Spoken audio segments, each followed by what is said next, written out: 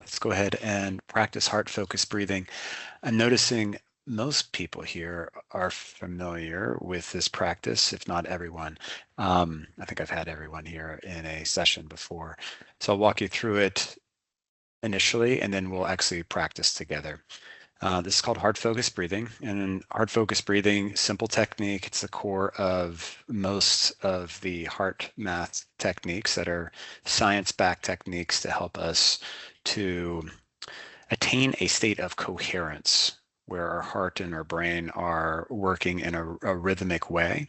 Um, I'll show some slides, just a couple slides here, and what that means exactly.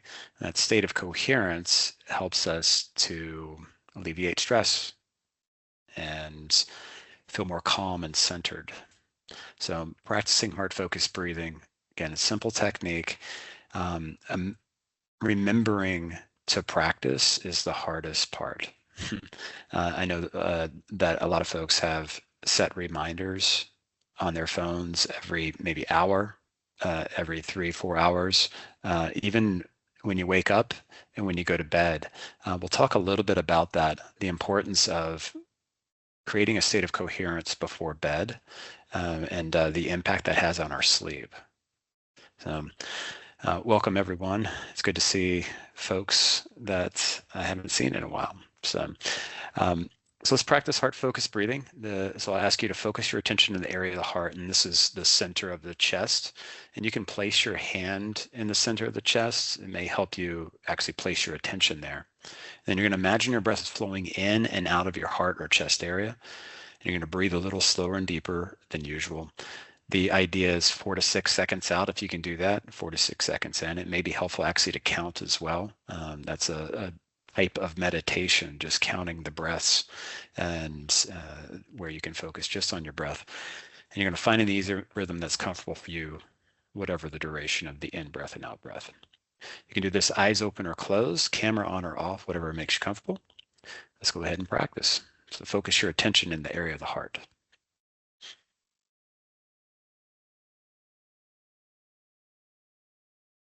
Imagine your breath is flowing in and out of your heart or chest area.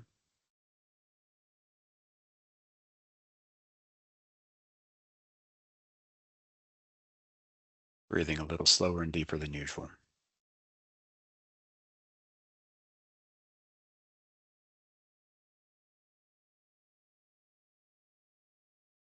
Find an easy rhythm that's comfortable.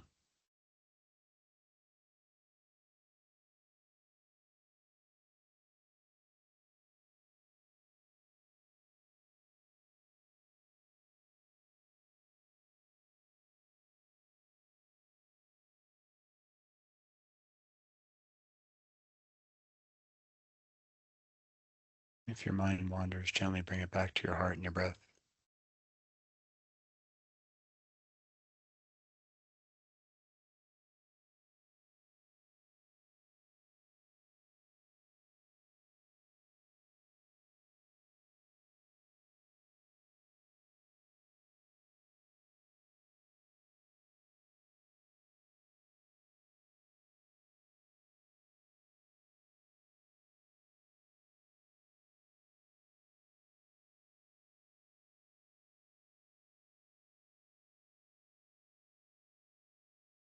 Keeping this going, we'll continue on with our session.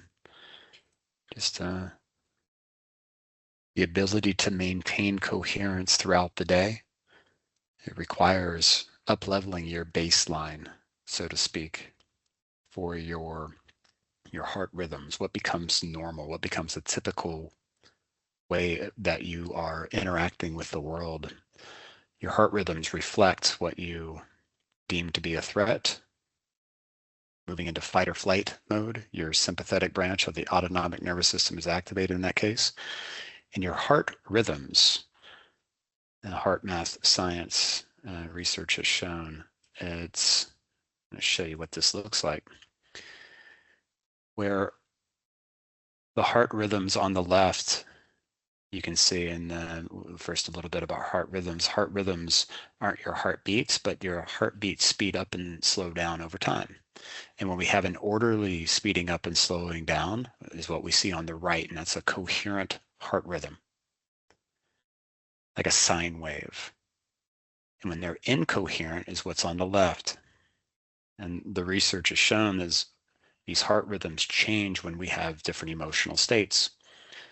On the left, we have an incoherent state created by emotions such as frustration, irritation, anger, impatience, worry. Stress kind of falls there as well. We're stressed for lots of reasons. And so that incoherent heart rhythm signals to our nervous system that we have something to be concerned about, moving us into fight or flight mode. When we go into fight or flight mode, the cortex part of our brain, the thinking part, the smart part of our brain, goes offline. The creative part, the planning part, the part that separates us from animals, if you want to think about it like that. So when we're in fight or flight, we're in a state of energy exhaustion. We're depleting our energy. We're ready to move. We're ready to exert that energy. The parasympathetic branch of the autonomic nervous system is activated when we are in a coherent state. You want to think about the sympathetic branch like the accelerator in your car that is accelerating, it's burning energy, it's ready to go. And now the parasympathetic is more like the brake. And those two work in tandem. We need both of them. We need to get up the stairs. We need to wake up in the morning. That's the sympathetic branch. We need to rest, relax. Rest and digest is what that's called. Fight or flight, sympathetic. Rest and digest, parasympathetic. So they work in tandem. And when we're all the time stressed, then our sympathetic branch is activated a lot of the time. And when that's happening, cortisol and other, I think 1,400 different biochemical reactions are happening when we are experiencing stress and anger and fear and incoherent heart rhythms. And another 1,400 set of cascading biochemical reactions are happening when we're experiencing a coherent heart rhythm, calmness, love, appreciation, right? So when this is happening, that cortisol is being pulsed into our bloodstream. And cortisol is not great for sleeping. So when we're stressed throughout the day and we're not actually managing and regulating our emotions, then we end up taking that to bed with us, having a less than restful night of sleep, waking up in the morning, and our energy reserves start to deplete. And when our energy reserves start to deplete, we have less and less energy for the awareness, the mindfulness needed to be able to become aware of our inner state and then do something different about it.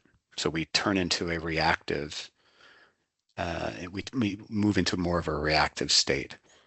And when we're in a reactive state, it often downward spiral follows. And we exert more energy, we deplete ourselves, more cortisol is entering the blood. We have another night of less than restful sleep. And then we got less and less energy each day. So being able to identify what's happening in our body when we're having depleted emotional states like anger and worry and stress, and then choosing to do something about it. That's really what HeartMath is focused on. And a simple technique like heart focused breathing allows us to do that. Before bed, you would think would be one of those things if you can just do a quick check before bed and do a replay of your day. How was your day? Did you experience a lot of stress? And if you experience a lot of stress, they are estimating around 6 hours for cortisol to leave the blood. So if you're experiencing stress, if you're worried about something before you go to bed or as you're going to sleep, then you're going to be more than likely carrying that into the night, having less deep sleep and waking up less rested. So good practice here I invite you to explore is going to sleep as you're going to sleep, be practicing heart focused breathing. It's a great way to go to sleep. I know a lot of folks that actually use that to help them sleep, go into that deep state of sleep. And then when you wake up in the morning to start your day, because I know from myself, I often have emotional dreams, and I wake up in the morning packed with those emotions from my dreams, and I haven't had a chance to regulate. So I meditate, and part of that meditation is heart focused breathing. It's one of the first things that I do. So that gets me going for the day, gets me in a coherent state, and then I'm more than likely able to tell when I come out of a coherent state and become incoherent. Just to show you what these heart rhythms are doing to the brain, they're sending a signal up. There's 8 times more information that goes from the heart to the brain than the brain to the heart. And part of that information that's going up, it's signaling to the thalamus that synchronizes that cortical activity, the cortex, that either all is well or we've got something to be concerned about. That's going to then activate the different branches of the autonomic nervous system. Um, Keep that in mind when you're feeling stressed, you're feeling edgy, you're feeling frustration or concern.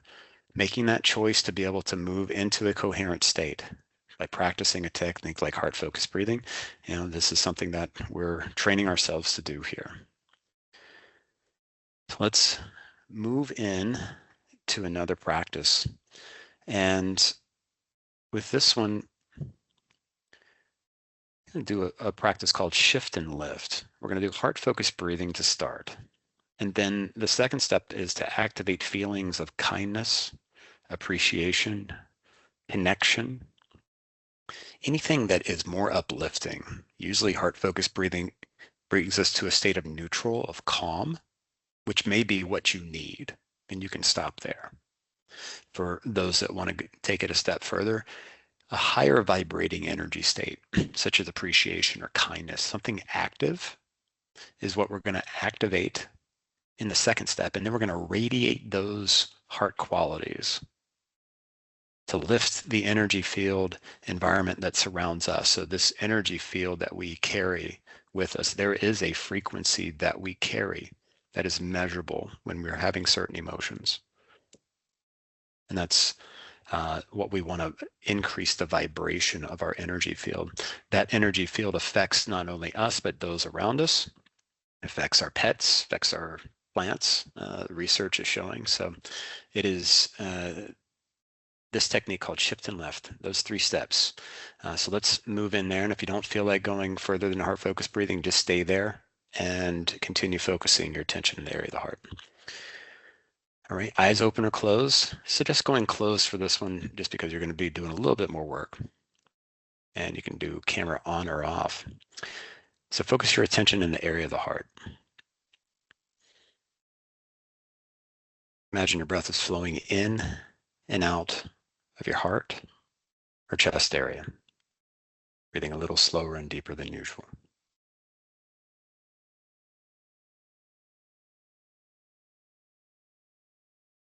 Finding the easy rhythm that's comfortable.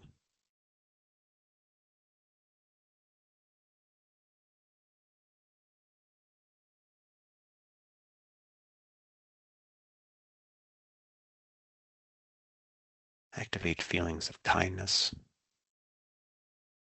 appreciation,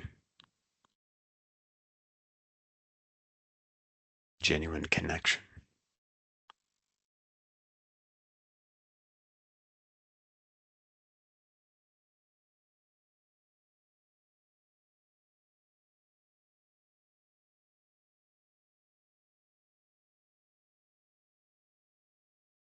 Radiate those of our qualities to raise your vibration and help lift the energy field environment that surrounds you.